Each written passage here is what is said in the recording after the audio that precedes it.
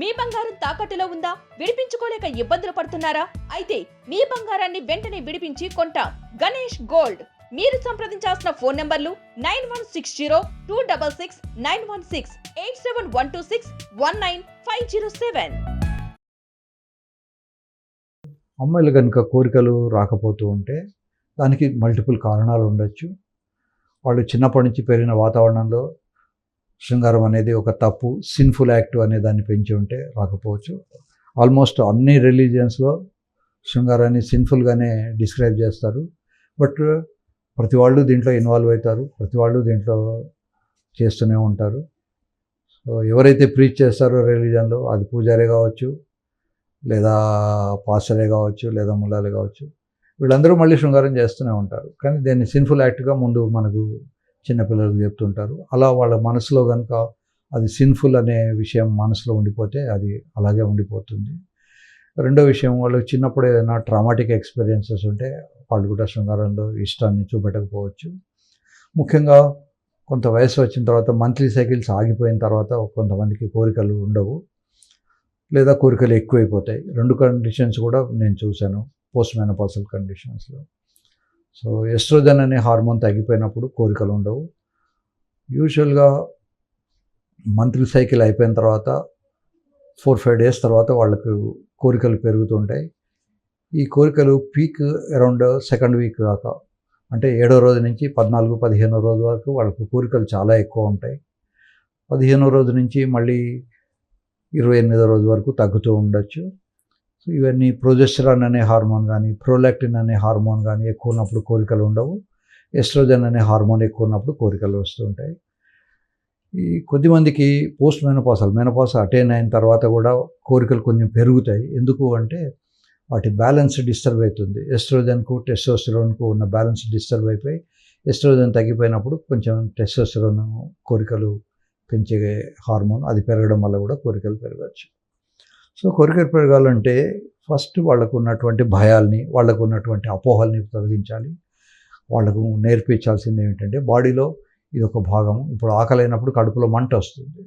So శృంగారం కూడా ఒక రకమైనటువంటి బాడీలో వచ్చే మార్పు మాత్రమే. కనుక దాని గురించి అదేదో తప్పు, అది చేయకూడదు, అది ఇవాళ ఉపవాసం, ఇవాళ శుక్రవారం నాడు చేయకూడదు, మంగళవారం నాడు చేయకూడదు, ఇట్లాంటి అపోహలన్నీ తొలగించుకోవాలి. ఏ రోజైనా మంచిదే.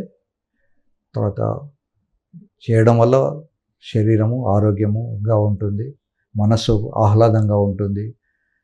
సో శృంగారంలో పాల్గొనడం అనేది మంచిదే, చెడ్డది విషయం కాదు.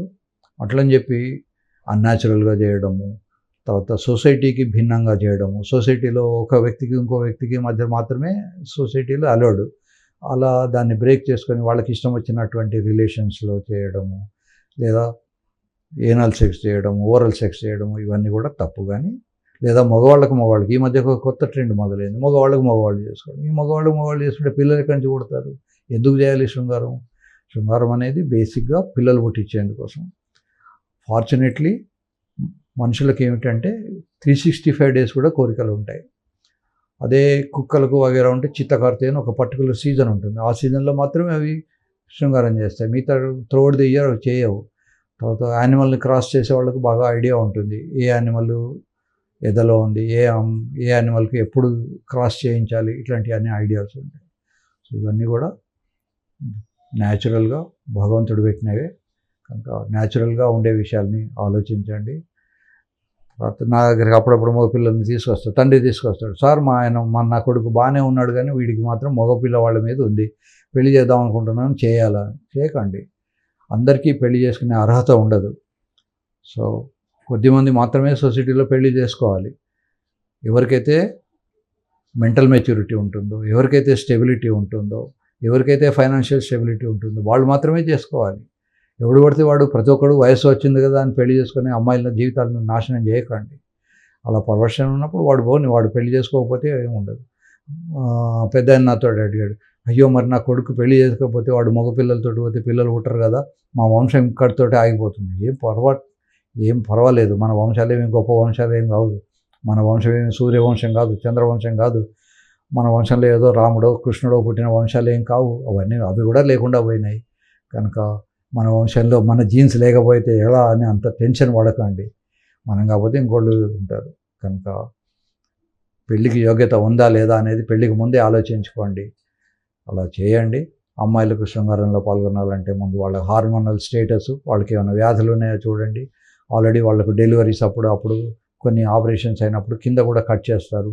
అది బాగా నొప్పిగా ఉంటుంది, ఎపిసియాటమీ అంటారు. అలా నొప్పి ఉన్నదా, ఇంకేదైనా ఉందా, వాళ్ళకు పెల్విక్ ఇన్ఫ్లమేటరీ డిసీజ్ పిఐడి అనేది వెరీ కామన్. అలాంటివి ఏమైనా ఉంటే వాళ్ళకు శృంగారంలో చేసినప్పుడు నొప్పి వస్తుందా, ఇవన్నీ గమనించండి. ముందు ఫిజికల్గా వాళ్ళ హెల్త్ బాగుందా లేదా చూడండి. సైకలాజికల్గా వాళ్ళ హెల్త్ బాగానే ఉందా, వాళ్ళకి ఏమైనా అపోహలు ఉన్నాయో తొలగించుకోండి. హార్మోనల్ స్టేటస్ ఎలా ఉందనేది మీ డాక్టర్స్ తోటి సంప్రదించండి. అవసరం అనుకుంటే చాలా చీప్ ట్యాబ్లెట్స్ కూడా అవైలబుల్ ఉన్నాయి. ఇప్పుడు ఫ్యామిలీ ప్లానింగ్కి వాడే ట్యాబ్లెట్స్ అన్నీ కూడా కోరికలను పెంచే ట్యాబ్లెట్స్, వాటిలో ఎస్ట్రోజన్స్ ఉంటాయి. సో అవి వాడచ్చు. చాలా తక్కువ ధరకు ఒక్కోసారి గవర్నమెంట్ ఫ్రీగా కూడా ఇస్తూ ఉంటుంది. సో ఇవన్నీ కూడా వాడుకోవచ్చు.